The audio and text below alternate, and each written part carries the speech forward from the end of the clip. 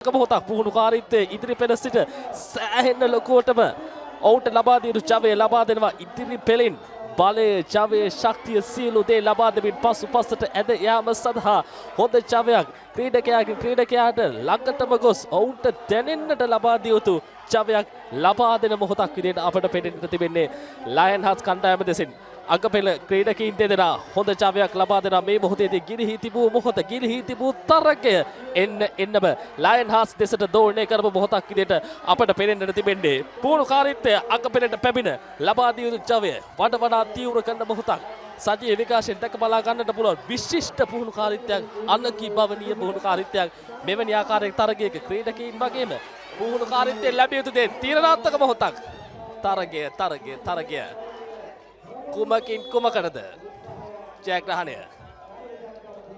ඉතාම හොඳ තරගයක් ඉතාම උපක්‍රමශීලී සහ ජව සම්පන්න තරගයක් ජයග්‍රහණය කොයි විදියටද වෙනස් කරගන්න ඕන කියන දේ හොඳින් මේ පණිවිඩය තරග වටේ තුලදී ඔවුන් ලබා දුන්නා.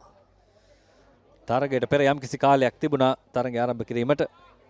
ඒ ඇල්මැරුණු ස්වභාවය සම්පූර්ණයෙන්ම සුන්නත් දූලි කර දැමුවා කියන්නට පුළුවන්. මේ කණ්ඩායම් දෙක ඉතාම හොඳ ආරම්භයක් ලබා දුන්නේ අර්ධ අවසන් පූර්ව වටේට. අපටත් නව ජවයක් ලැබුණා. චමුදිත අනිවාර්යෙන්ම දැන් සූදානම් දෙවැනි වටය සඳහා විනිසුරු රතු සලකුණ මධ්‍ය රේඛාවට කැඳවනවා. මෙන්න තරගයේ ආරම්භය.